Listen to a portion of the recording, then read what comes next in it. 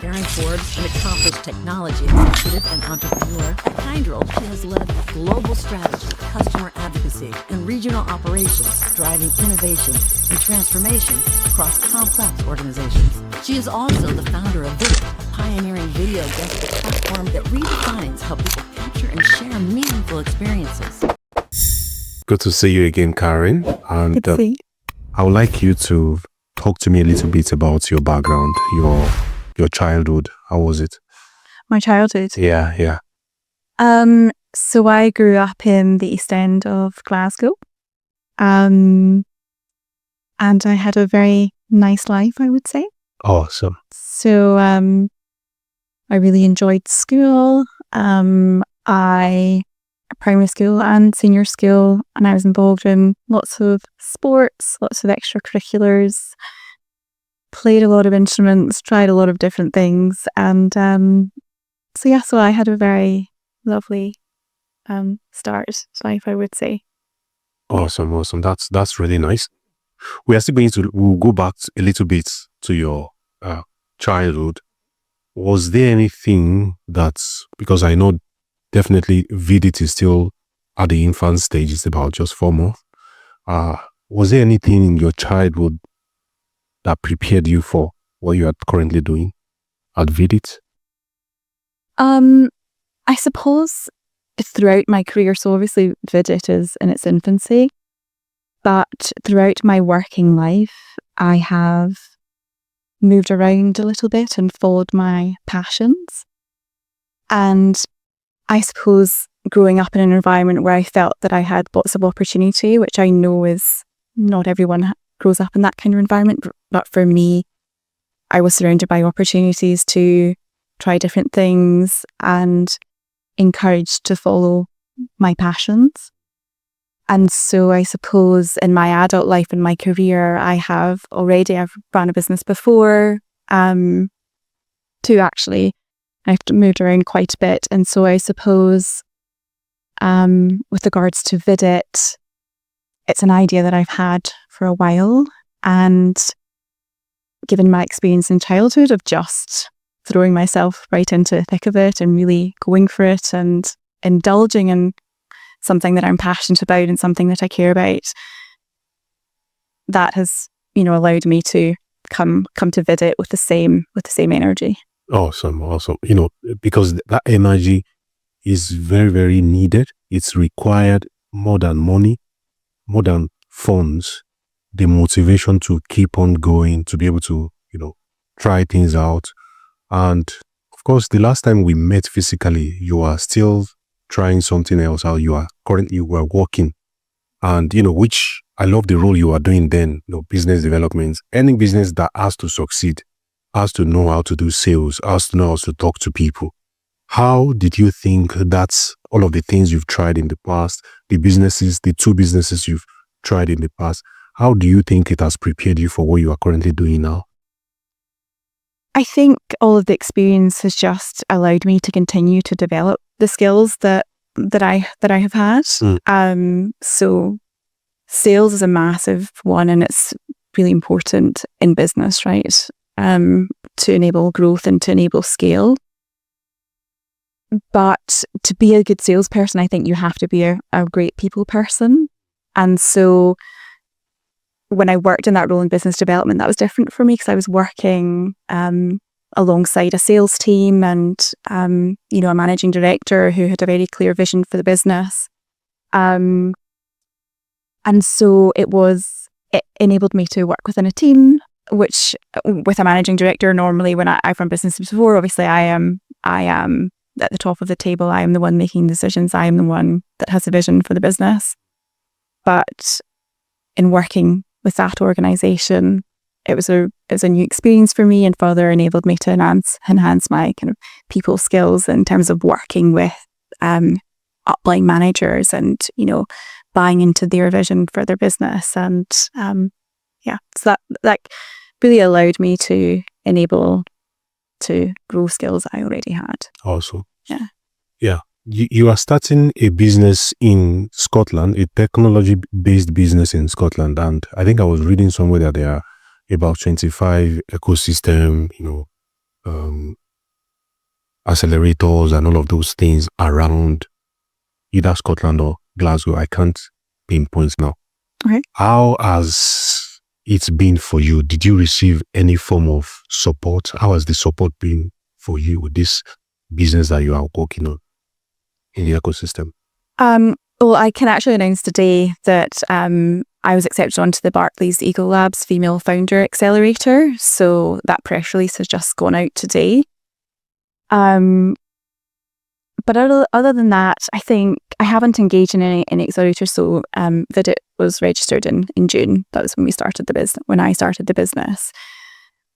So I suppose it was just tapping into the networks that I already had access to, and speaking to people who had a bit more experience in, like CTOs, people who had more experience in developing the technical aspect of their business, and they provided me with support. So I think for me, I would say for the initial launch and for the initial build of VIDDIT, we've only been running for a few months, but Barclays Eagle Labs is the first. Barclays Eagle Labs Accelerator. It's also, they've paired with Accelerate Her. So it's Barclays Eagle Labs and Accelerate Her. That's the first accelerator we're part of. But I would say for me getting started, I just really looked into the great network of talent that there is in Scotland. I mean, there are so many brilliant founders and CTOs and CMOs and all that, who have built businesses and who are now in Scotland looking to support founders and people who are looking to, scale their businesses. So that's really what I've tapped into in the first stages of growing VIDDIT. Okay.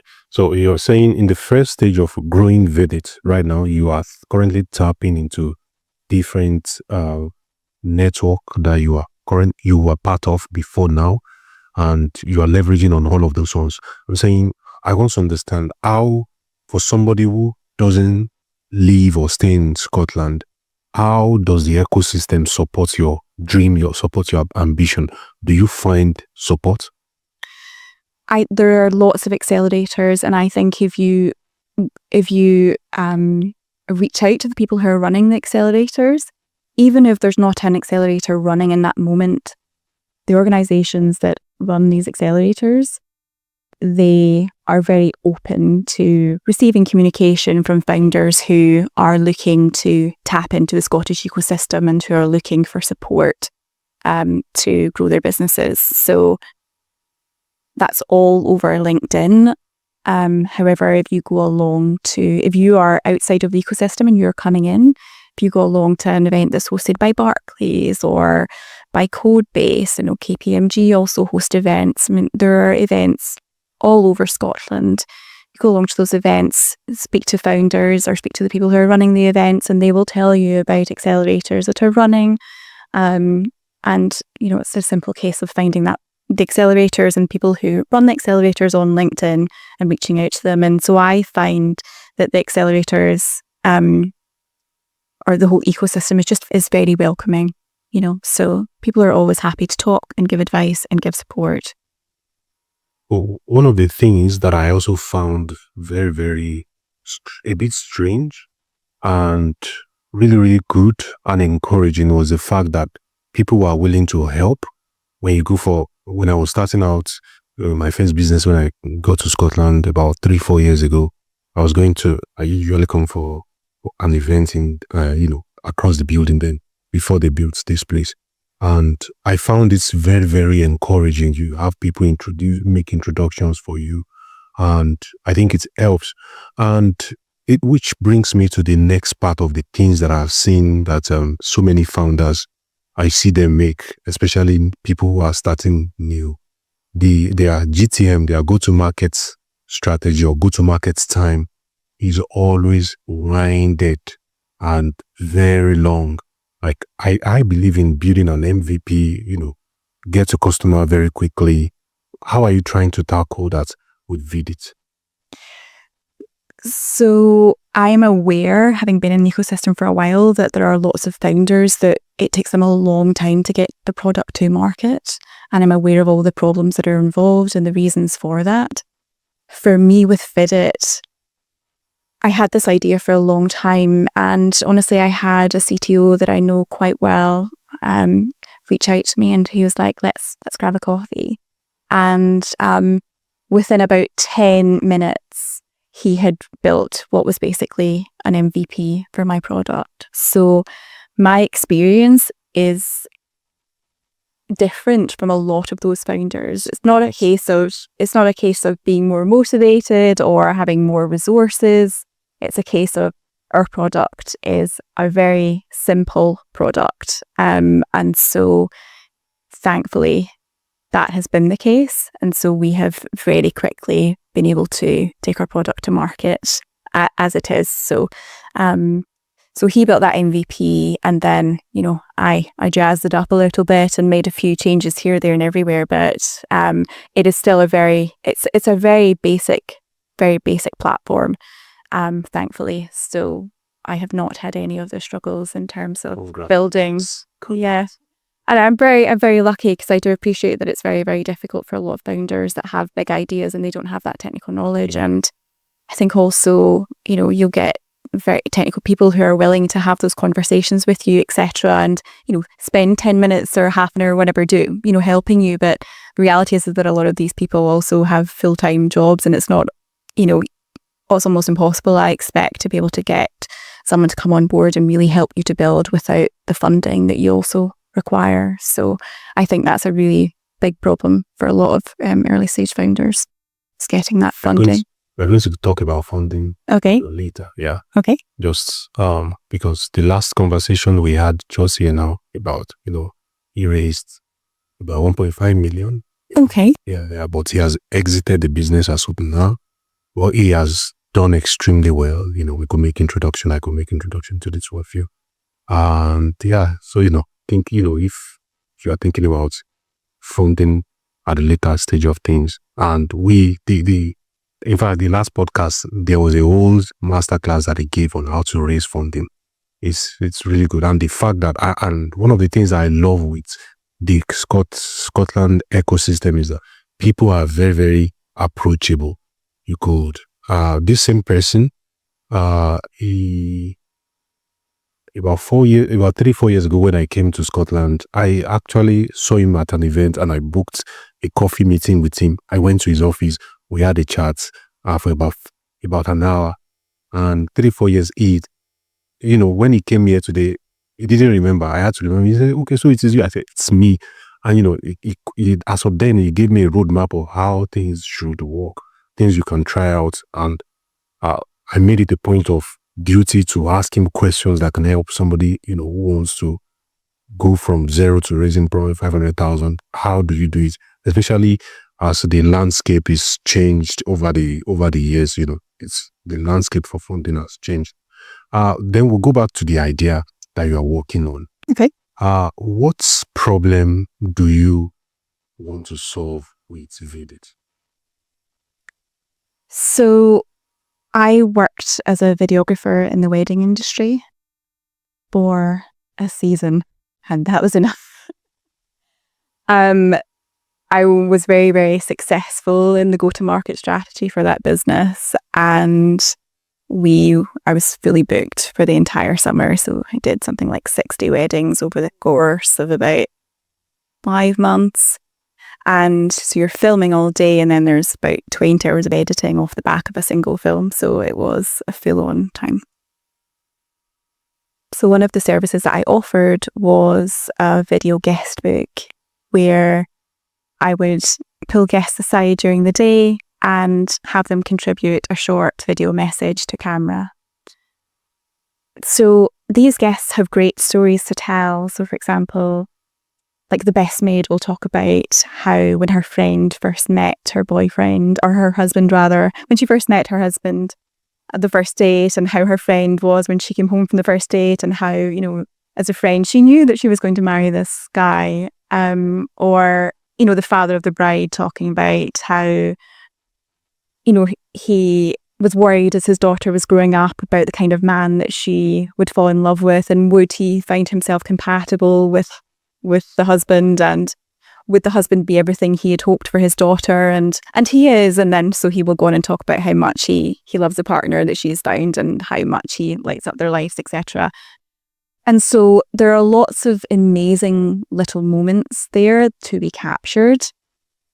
But there was a big problem there in terms of when weddings happen, quite often guests will come together and say, you know, the couple have gone to university and their graduate friends are now living all over the world, etc. And so they maybe haven't seen each other in years. And then you bring all of those people together and the 5 years of life has passed and, you know, there's all of these changes that have happened in their lives. And when you put all of those people in a room together, it is just roaring with chatter. And so it can be quite difficult to take people away from that crowd and ask them to contribute a short video message, especially when they're not prepared for it. They maybe don't know that there's going to be a videographer doing guest video messages. And so as much as the bride and groom always loved the guest video messages, and it was often the most treasured part of a wedding film, one of the most treasured parts of a wedding film, we missed a lot of content because we could not get some guests to become involved, or the guests would say a short piece to camera because they're not properly prepared or expecting to relay a short message to camera. So we missed out on all of that valuable content that is so meaningful because the guests have such lovely things to say and stories to tell and memories to relay and, you know, advice to give, you know, particularly from the grandparents. They're often, you know, big on giving advice on how to have a happy marriage. And so we missed all of those, we miss a lot of those treasured moments.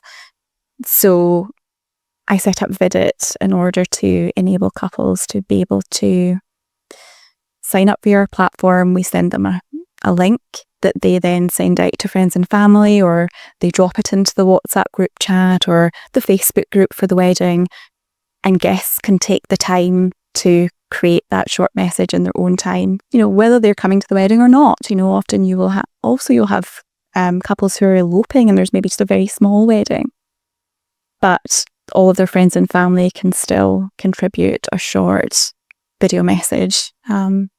So that was a pain point that I recognised as a videographer, and VIDDIT is the solution. So we can capture all of those beautiful moments, and they're kept in, you know, we call it like a little time capsule from around that time. So you see Gran, how she was at the time the wedding was happening, or, you know, little 5-year-olds, you know, who can't speak properly yet or whatever is dancing around in front of the camera. Like, all of those beautiful moments are captured around the time of that wedding.